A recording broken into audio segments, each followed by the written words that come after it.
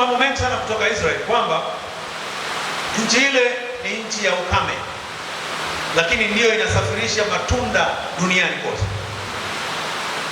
Busokelo hakuna, ukipanda mahindi, tunapanda mahindi mwezi wa 7. Hakuna dunia yoyote inayopanda mahindi mwezi wa 7 alafu inayotegemea mvua, unless kuna maji ya kumwagilia. Lakini Busokelo tunapanda mwezi wa 7 wakati wa kiangazi. Hata ninapozungumza hivi sasa hivi, sijui Mnyasa kama taelewa, nimesikia vijana wengine hapa abangi bikuti za rais yopivura yikirindire. Yaani hata sasa hivi tunapozungumza hapa, yandire kangi. Wakati ukienda Arusha, Simanjiro, ukisalimiana na Masai yoyote, unamuuliza, anakuambia ng'ombe hawajambo, kinachofuata mvua imenyesha. Busokelo hatulizali mvua imenyesha. Ilichelewa siku 2 chache tu hapo, baada sema furajika, kwa sababu wengine mwaka mzima mvua inanyesha siku 3 mwaka mzima. Lakini ukiangalia hapo nje, nilikuwa napaki gari hapo nje, nyasi zimekatwa ovyo ovyo tu, kwa sababu zitaota zingine, kwa sababu hatujaona thamani ya kitu tulicho nacho. Nataka katika mafundisho ya asubuhi ya leo au conversation ya asubuhi ya leo, tutoke katika mazingira ya kufikiri kulaumu, kwa sababu ukiwa na mentality, ukiwa na akili eja kuirosania, eja kulalamika, huwezi ukaona opportunity. Kuna watu uchaguzi ulishaisha, wengine mpaka leo wanakunika. Wewe hautusaidii kuwa sehemu ya Busokelo, kwa sababu uchaguzi ulishamaliza na rais alishatangazwa na wabunge alishatangazwa, ila kwa sababu ingamu yako ni karimu huko, unalalamika mpaka sasa. Pigeni makofi basi. Kwa sababu jina lako halikuwepo, unalalamika mpaka sasa. Tumeshamaliza. Sasa tunataka tujenge Busokelo mpya, ambayo mwaka huu tuweke vipaumbele kwamba je, tunatokaje katika mazingira haya ya Israeli kuwa nchi yenye jangwa, lakini ndio inasafirisha matunda duniani, alafu sisi mvua ikinyesha mesigoza kuoga kwa zumbi. Kweli si kweli? Busokelo hoye. Nataka kusema nini? Na tunaanza nyumbani kwako. Tunaanzia nyumbani kwako kutahiri akili yako. Siku moja wanangu wananiambia, baba, tunataka utujengee nyumba, tujenge nyumba hii nzuri iwe hapa kama ile nyingine. Nikamwambia okay. Sasa nimekuja juzi nikaangalia, nakuta kuna mabuibui yamejaa. Ngambia buibui hizi za nani nisafisha mimi nilijenga? Hapo hapa. Nilijenga nisafisha sana mabuibui. Pale ulipoamkia ndipo tunataka tuanze kuiponya akili yako. Kama huwezi kutunza kile ambacho ulicho nacho sasa, kuna wengine tutukukana kulilefwa. Anko utanisaisha. Nakumbuka mama yangu Kabibi akitoka kufa hiji afurujungi asinge kufa. Atoka kufa hiji asinge kufa. Sasa kuna wengine ni nguruwe jikuliraga, ni njara jikuganda, unasinge kufa. Ifa kukutimfa jisokile, lazima wewe uende. Lazima wewe uwepo. Na lingi nguruwe kajiswila, lakini ni afadhali kufa. Hapo ndipo kufuili kana ikulira akuja kufuili. Wewe ukishakufa simekufa. Lakini sisemi kwamba ni vibaya. Tunataka tuponye akili yako, ianzie hapo. Unapotaka kwenda kutengeneza mazingira ya biashara yako nyumbani, tuanzie kwako. Tuanzie kwako nyumbani. Sasa tunafika mahali tunazungumza kwamba Busokelo yetu tunataka ifike mahali pazuri. Tunaanzia na nyumbani kwako. Busokelo hoye. Busokelo safi. Nataka kusema nini? Katika mazingira ya kawaida, hakuna mtu yoyote anaweza kutuletea maendeleo isipokuwa sisi wana Busokelo wenyewe. Mwenyekiti amesema hapa, tuna discuss habari ya milioni 15, miaka 2, miaka 3. Habari za kutoa mtu huyu mmoja tu. Lakini kingine ambacho nilikuwa nazungumza na ndugu yangu mmoja hapo kwa mfupi, kwamba sisi ambao tumezaliwa Busokelo tumebaki tuna mabawa. Yaani mabawa hayaonekani, lakini mabawa yapo huku. One nenyakiusa, Na ndugu zangu nafikiri wa halmashauri watakuwa wanapata tabu kitu fulani. Nilikuwa naongea na mkurugenzi Loema, ananiambia Anasema kule kwenu bwana wote wasomi, wote.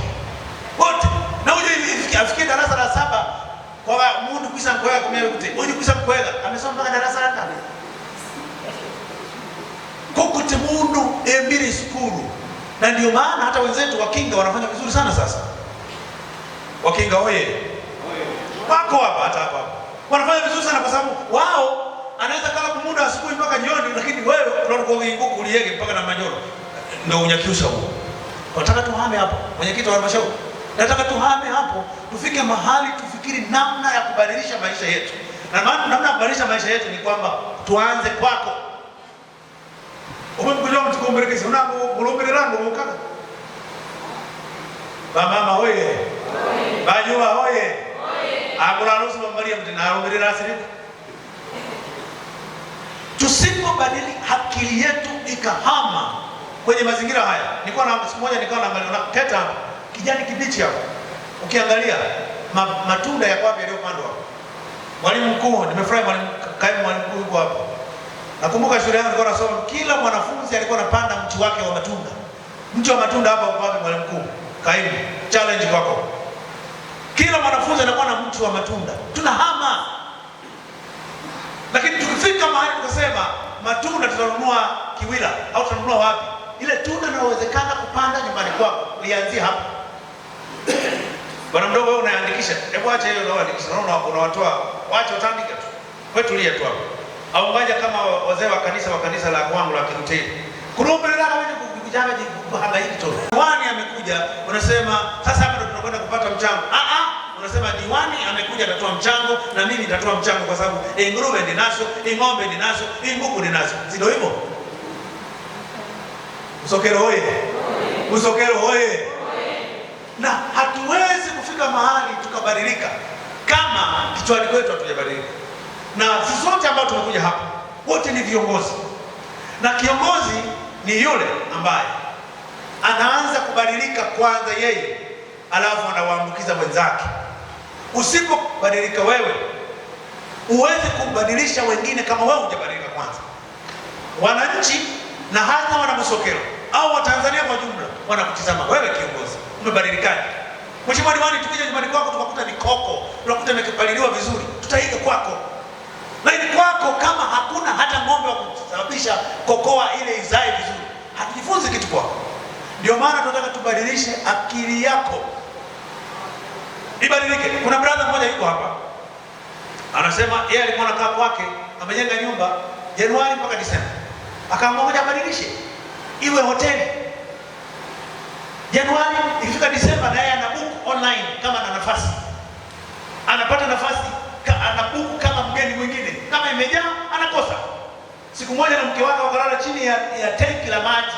Chini, yuko hapa. Huko ndiko kubadilika kwa akili, kutairiwa kwake. Nyumba jengine, ukifanya Januari mpaka Disemba. Bali kwa nini mnajumu? Kwa nini sifanye watu wengine wakalala hapa? Nataka wewe katika maisha yako nyumbani kwako, hata pale nyumbani kwako, kuna kitu cha kufanya. Kwa sababu ukifikiri serikali itakuja, kurugenzi, ukija utuletea kila kitu, huwezi. Kwa sababu tunachohitaji katika maisha ya kila siku ni wewe kubadilika. Hii Biblia, mimi nimeshika, ni Biblia ya Kinyakyusa. Ya Kinyakyusa imeandikwa Testament mpya. Ndio babu yangu Jota Mwakajila alikuwa anatumia. Baba yake na mchungaji Mwakalinga. Ndio anatumia hii. Na kila akitaka kwenda kanisani alikuwa ananiambia evangeli yangu nilipoki, lazima nimletee. Nataka kusema nini? Hii Biblia naikumbuka baba alikuwa anaishika. Lakini kama maneno yako ndani hajaja nibadilisha, mimi nitakuwa kama yule mtu ambaye hajawahi kukutana na Biblia, ameishika Biblia tu. Nataka kusema nini? Hata haya tunayozungumza hapa leo, uongozi wako au maisha ya kwako yakuja leo Busokelo kwa Mopele, nataka wananchi wakikutizama waone wewe uko tofauti. Kwa jambo gani? Kwa sababu hata pale nyumbani kwako nukubiale vijenja, lazima ubiale kama mtu ambaye amekwenda Busokelo kwa Mopele. Nataka kusema nini? Nimesema mtu yoyote ambaye hataki kutairiwa akili anabaki ni mlalamikaji. Na tabia mojawapo ya kuonyesha kwamba wewe sio kiongozi au wewe hujatahiriwa akili. Mtizame mtu ambaye analalamika asubuhi mpaka jioni. Yaani ukiona mtu yoyote ambaye analalamika asubuhi mpaka jioni, akilini mwake bado hakujatahiriwa. Jambo la kulifanya wewe unalalamika, ulifanyi, unataka watu wengine wafanye. Umemwona brother Shua amekuja kutoka Iringa, unataka kuja alini nauli, wewe ni sio. Unadhani sio nauli? Nilikuwa naongea na baba hapa Mungu. Upendo wa ndani, upendo wa ndani wa kukumbuka nyumbani ndicho tunaweza kufanya. Hatuji nyumbani kwa sababu tuna fedha. Ni kwa sababu wewe umeacha shughuli nyingine zote, bali kusudi nguruwe farezi, bali kukatili ng'ombe, bali kutimi ng'ombe. Unakuja ili tupashane habari njema. Habari hii dada nyoma. Makofi mengi kwa mama. Kwenye makula mkombeleka. Mkombeleka. Mkombeleka. Nataka kusema nini kwamba katika mazingira haya tulio nayo, nimezungumza kitu cha kwanza, nataka kujua kwamba wewe kuna shida kwa kinini kwako, ni kulalamika. Huwezi kutoa solution au kutoa ufumbuzi wa maisha ukiendelea kulalamika. Lazima useme isekwa sivinile, imbuku sivinile. Tatizo lake ni nini? Niende kwa halmashauri, mtaalamu wa dawa ni nani? Niende nikanunue dawa hapo. Lakini ukabaki kusema mimi nitakemea baba katika jina, maana nikuona hapa kila mmoja anasema Bwana asifiwe. Baba katika jina la Yesu nakemea haya magonjwa, kuku wako wote wataishi.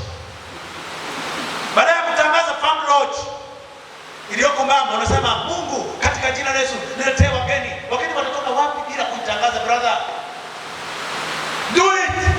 Fanya sehemu yako, acha kulalamika. Kwa kitu cha kwanza, ukitaka kujua mtu ambaye hajatahiriwa kichwani, cha kwanza ni kulalamika. Mwambie mwenzako wewe ni mlalamishi au la. Ukiona umeng'ang'ana kwenye kulalamika, maana wewe haujatahiriwa. Na mimi nataka leo nikutahiri kwa ganzi mpya. Ukitoka hapa, siku moja katibu wa chama nisaidia. Siku moja nilikuwa mwanangu leo kwanza. Huyo mtu wangu wa kwanza anasema kule kwetu na huku Machawi na huku unafanana, isipokuwa lami kwetu hamna. Nikamwambia la pili, akasema na nyumba huku, nyumba nyingi ni nzuri kuliko kule kwetu. Lakini naona hata kule kwetu tumeanza kujenga. Na pili hilo. Maana nini? Ni kwamba mtoto anaanza kuona tofauti ya Kilimanjaro na Busokelo. Kuna nini? Umetu ilani ni medako, ni nyumba, kula, wewe ni nini? Kudupo. Sasa juzi nikana muuliza. Sasa unaonaje habari ya nyumba? Nasema nyumba imeanza kujenga, lakini barabara. Na ananiambia kwa ukali kabisa, barabara no, not yet. Kwa hiyo ni kidali po. Mwenyekiti kidali po. Mbunge kidali po. Nataka kusema nini? Na kumbe hao watoto sasa tunawaleta nyumbani, wanaanza kuona. Maana sisi kuzeeka, wao ndio wenye kusogea. Ndio. Kwa lazima sisi tutengeneze mazingira yawe mepesi kwa wao, ili wao wakija, wakimbie wafanye mambo makubwa zaidi. Ndio maana akili yako itailiwe, uwache kuwa na manung'uniko, uwache kufanya kazi. Na kwa kweli basi kwa mabadiliko jamani. Lakini jambo la pili, ukitaka kuona mtu hajatahiriwa kichwani, hajatahiriwa, anakuwa na wivu. Wivu wakijikusa nini? Uofi. Yaani una wivu na mwenzako kuliko kawaida. Bana bakia, hakuna maendeleo. Mwenyekiti, usitoke. Nataka kuipa sasa kwa njia yako. Hatuwezi kwenda mbele yetu peke yetu moja moja kumtumuru wa Mungu haipo, hatuwezi. Lazima tupendane. Wewe hata kama ulikuwa unagombea umeshindwa, ungana na aliyeshinda. Peleka msomero mbele. Yaani wewe unakufanya unaonyesha kabisa wewe haujatairiwa. Kangi nongelemo nilini kangi na Yesu akajamo mkati miako. Uchaguzi umeshafanyika. Tumemchagua ndugu Shua kuwa mbunge. Ameenda. Tumunge mkono afanye kazi nzuri. Kwa msokero yetu itaenda mbele. Sasa kazi hii ya kupokezana. Si ndio? Dogo sikupokea kijiti kwa mtu. Mheshimiwa sikupokea kwa mtu. Alikuwepo. Na wewe ndio maana unapokeza kijiti kwa mtu mwingine. Na nchi inatakiwa kwenda hivyo. Lakini kuna watu asubuhi mpaka jioni. Wana wivu mpaka asubuhi na jioni. Na kuna watu wengine hawajajua wako wa nje ya nchi huko wanaionea nchi yetu wivu kuliko kawaida. Alafu na sisi kama wana Busokelo tunaungana nao. Kiongozi wetu mbaya. Kiongozi wetu mbaya. Umewahi kwenda kwenye nchi zao wewe? Biblia inasema lazima tuwe na wivu na Mungu wetu. Na lazima tuwe na wivu na Mungu wetu kwamba ametupa nchi yetu ya Tanzania na ametupa nchi yetu Busokelo. Tunang'ang'ana na Mungu wetu. Tunamuombea Samia kutokea hapa. Maombi yanaenda, nchi yetu inapona na inaenda mbele. Tenda au ana nafasi nzuri. Yaani au akikosa hiyo nafasi, hivi na video. Tukaendelea mkono kwani tole hino. Shindwa ibilisi na mapepo yako. Niliwaambia siku moja hapa kwamba kule Arusha Mirerani kulikuwa na kampuni inaitwa Tanzanite One. Unaikumbuka? Mnaifahamu kama ya South Africa. Lakini ile wana Waisraeli ndio wanachimba pale. Wayahudi ndio wako pale. Lakini inaitwa Tanzanite One, inafahamika kama ya Afrika Kusini. Lakini ni Wayahudi. Ose tuwege na nusu wa umwidiki kuronda kama kuronda kunyana pa tutulege. Tumbo watilege. Busokelo hoye. Busokelo hoye. Ila akashua hii na nini mmewalimu. Mnatamani kusema sisi nani naikishia ndani. Lakini nataka kusema nini? Watu wa Mungu lazima tubadilike. Tusipobadilika dunia itatubadilisha. Fedha zote, wawekezaji wote huku tusipoungana mkono sisi, watakuja watu kutoka nje ndio wanawekeza huku. Na kwa sababu wamekuja, tutaomba mkono. Kwa sababu wewe ndio Umwana wa nino wako. Hebu mshike mwenzako, umwana wa nino wako. Ndio watoto. Unasema sana, mwana wa nino wako. Busokelo oye. Mungu ndiye alikiumba kiako kwa sababu nikifanya kutima. Usibuke kwa mambo. Huyo mwenye gari hapa nina mambo. Tumepakana ni yako bwana. Ndio tukae na magari. Busokelo oye. Busokelo oye.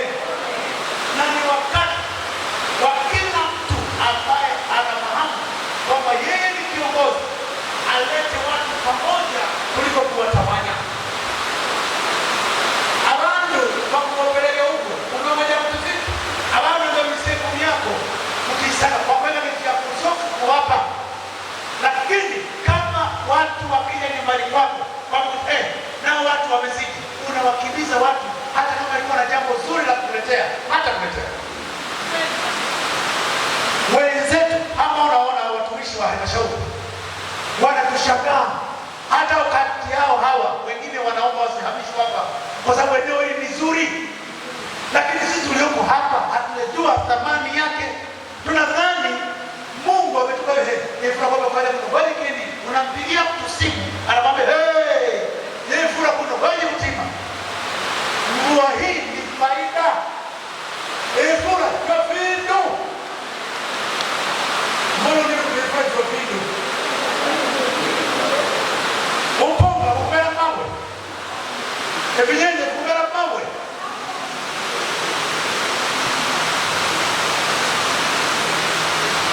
Ndugu zangu, nimalizie